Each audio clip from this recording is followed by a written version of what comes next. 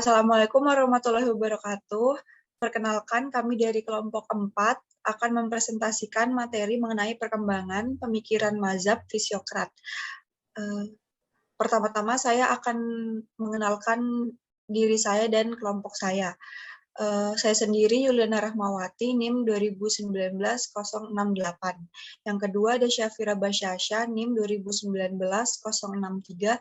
Dan yang terakhir ada Adinia Dewi Cahyani, NIM 2019-078. Yang pertama, saya akan menjelaskan mengenai aliran Fisiokrat.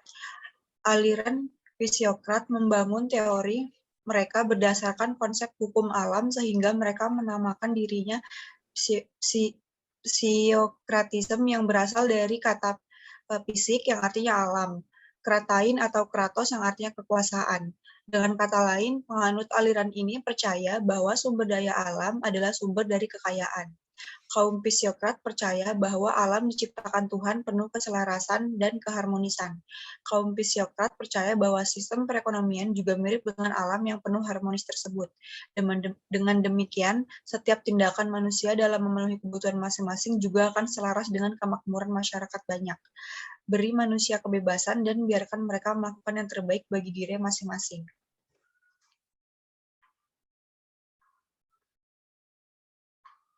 Selanjutnya, latar belakang timbulnya mazhab Fisiokrat. Mazhab Fisiokrat muncul pertama kali di Perancis menjelang berakhirnya zaman merkantilis yang diawali tahun 1756. Fisiokrat tumbuh sebagai kritik terhadap pemikiran ekonomi merkantilis, di mana kaum Fisiokrat menyerang regulasi ekonomi masalahnya dan penekanannya terhadap manufaktur dan perdagangan luar negeri. Beda halnya dengan merkantilisme yang menyatakan bahwa setiap negara harus meregulasi perdagangan dan manufakturnya untuk meningkatkan kekayaan dan kekuasaan. Para Fisiokrat percaya bahwa tenaga kerja dan perdagangan harus dibebaskan dari segala regulasi. Fisiokrat juga percaya bahwa kekayaan hanya bersumber dari hasil produksi tanah. Tokoh-tokoh ekonomi Fisiokrat. Yang pertama, Francois Quesnay. Tokoh utama aliran Fisiokrat adalah Francois Quesnay. Quesnay lahir pada tanggal 2 Juni 1694. Quesnay seorang ekonom Perancis dan pemimpin intelektual Fisiokrat.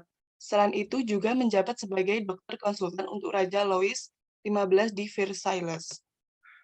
Menurut Quesnay, proses dan gejala hidup ekonomi jika dilihat dalam hubungan antara bagian satu dengan yang lain membentuk suatu keseluruhan dengan hukum-hukum tersendiri. Gagasan tersebut dimuat dalam buku Tableau Ekonomik. Quesnay membagi masyarakat perekonomian menjadi tiga kelas, yaitu produktif kelas, yaitu masyarakat yang aktif berproduksi di bidang pertanian, termasuk perikanan dan pertambangan. Yang kedua, proprietary class, yaitu meliputi kaum tuan tanah. Yang ketiga, steady class, yaitu kaum non-produktif seperti saudagar di bidang niaga dan industri, para profesional, para buruh, dan tenaga kerja penerima gaji.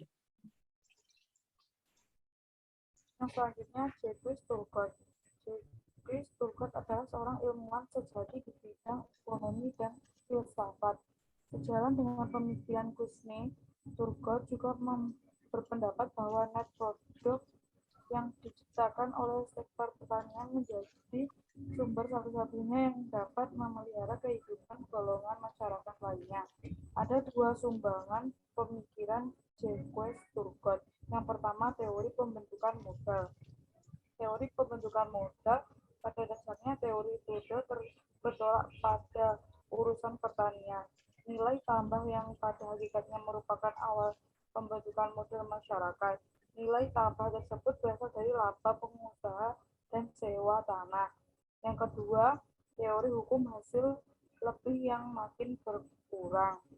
Teori hukum hasil lebih yang makin berkurang, tambah modal untuk meningkatkan usaha pertanian ada batasannya. Menurut pengamatan Turgot, jika sebidang tanah terus-menerus ditambahkan modal, mulai titik tertentu akan memperoleh hasil yang lebih yang makin berkurang.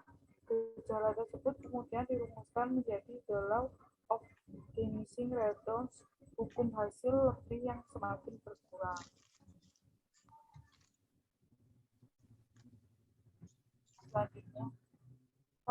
John Locke. John Locke memberikan 5 kontribusi terhadap perkembangan ilmu ekonomi, 3 bersifat filosofis dan 2 bersifat ekonomi. Ia memberikan justifikasi filosofis untuk kepemilikan pribadi dan negara. Ia mengembangkan metodologi yang membantu ekonomi menjadi ilmiah. Sumbangan Locke untuk perkembangan ilmu ekonomi adalah teori yang berkaitan dengan uang dan bunga. Ia menentang peraturan pemerintah tentang tingkat suku bunga dan menentang pemerintah mendevaluasi mata uang Inggris karena akan berakibat buruk terhadap perekonomian.